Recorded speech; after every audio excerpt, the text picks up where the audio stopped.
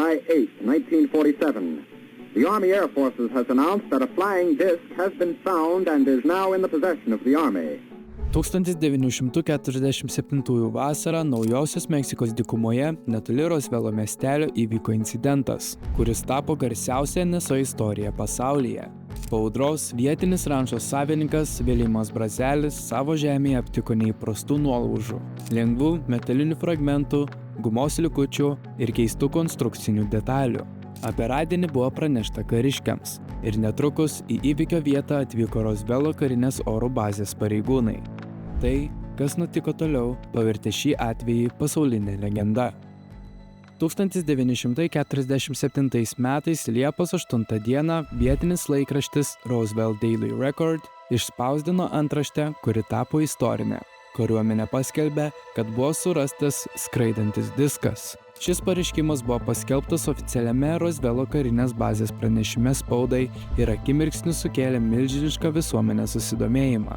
Tačiau po kelių valandų situacija kardinaliai pasikeitė. Kariuomenė atšaukė savo teiginį ir pareiškė, kad rastas objektas tėra meteorologinis balionas. Būtent šis staigus pasakojimo pasikeitimas ir tapo Rosvelo legendos pamatu.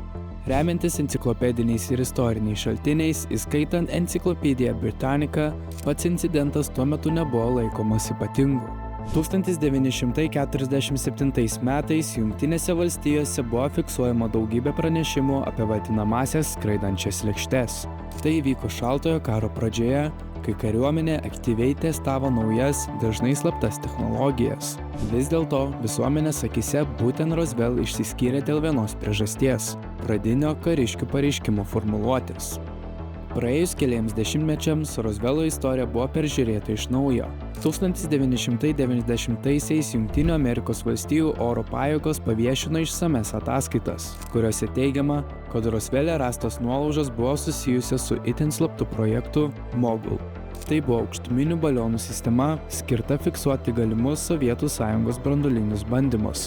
Balionai skraidė dideliame aukštyje ir naudojo jautrius mikrofonus bei radarinius reflektorius. Šie reflektoriai buvo gaminami iš aliuminio folijos, balza medienos pagaliukų, guminių elementų ir dekoratyvinės lipnios juostelės. Būtent ši lipni juostelė ir tapo viena keisčiausių detalių. Kai kurie liudininkai teigia, kad ant medinių pagaliukų buvo nežemiški simboliai. Tačiau vėliau paaiškėjo, kad tai buvo paprasta dekoratyvinė juostelė su geometriniais raštais, pagaminta žaislų kompanijos. Saulėje išblukę raštai, folijos atspindžiai ir lengva mediena galėjo atrodyti neįprastai žmonėms, kurie niekada nebuvo matę tokių konstrukcijų. Projektas buvo griežtai slaptintas, todėl 1947 metais nedaugelis kariškių nežinojo tikrosios jo paskirties. Šis slaptumo lygis paaiškina chaotišką komunikaciją ir staigų versijos pakeitimą. Papildomos informacijos apie Roswell incidentą galima rasti ir FBI archyvuose.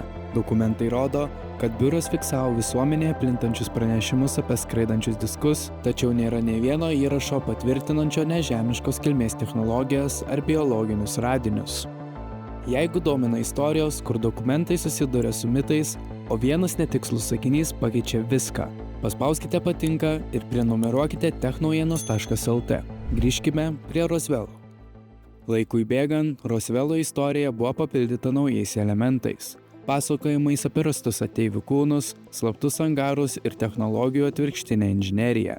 Tačiau nei istorikai, nei oficialūs tyrimai nerado patikimų šių teiginių įrodymų.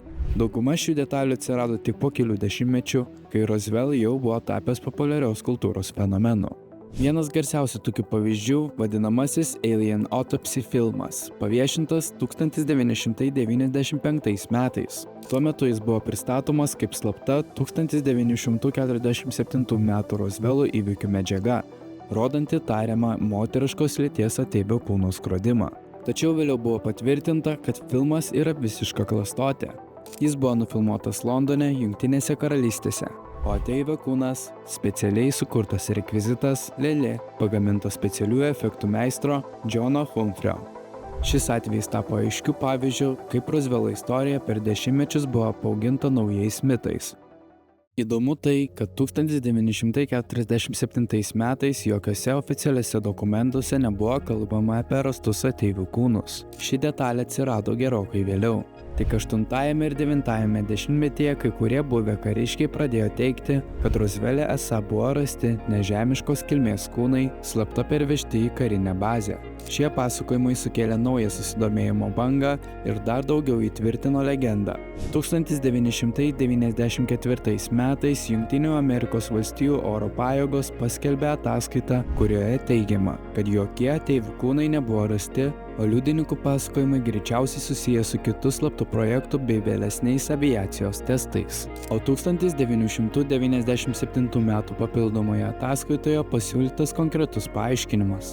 Dalis žmonių galėjo prisiminti ne 1947 incidentą, o 1950 bandymus su antropomorfiniais manekenais, žmogaus formos testinėmis lėlėmis, naudotomis kritimo iš didelio aukščio eksperimentuose. Bėgant laikui, skirtingų laikotarpių įvykiai galėjo susilieti į vieną istoriją.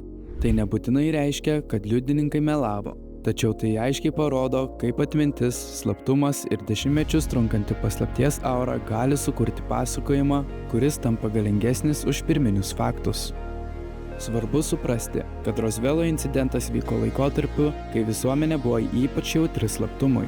Šaltasis karas, branduolinė grėsmė ir sparčiai besivystančios karinės technologijos sukūrė informacinį vakuumą, kuriame net ir nedidelė komunikacijos klaida galėjo išaugti į pasaulinę legendą.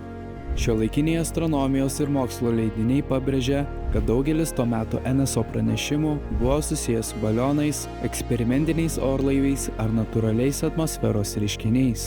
Tačiau Roswell'o istorija išlieka gyva ne todėl, kad būtų rasti nenuginčiami ateivių įrodymai, ji gyva todėl, kad atspindi gilesnį visuomenės santykį su valdžia, paslaptimis ir nežinomybe. Tai pasakojimas apie tai, kaip vienas netikslus pranešimas sudūręs su slaptomis technologijomis ir žiniasklaidos dėmesiu gali tapti galingesnis už faktus. Šiandien Roswell'o incidentas dažniau laikomas kultūriniu ir istoriniu reiškiniu nei mokslinė mįsle. Jis primena, kad ieškodami sensacijų dažnai pamirštame svarbiausią dalyką – dokumentus, kontekstą ir laikmečio realijas. Ir būtent todėl Roswell'o istorija yra ne apie ateivius, ji apie mus pačius. Jeigu jums patinka tokios technologijų ir mokslo istorijos, paspauskite patinka ir prenumeruokite technaujienos.lt kanalą. Parašykite komentaruose, ar jūsų manymu Roswell'o istorija labiau gimė iš realių įvykių ar iš žmonių baimės ir informacijos stokos. O jei jūs domina paslaptis slypinčios arčiau nei atrodo, kviečiu peržiūrėti video Ką slepia Baltijos jūra? 5 nugrimzdusios paslaptys. Dokumentuoti radiniai, anomalijos ir istorija, kuri gludi tiesiog po mūsų jūros dugnu.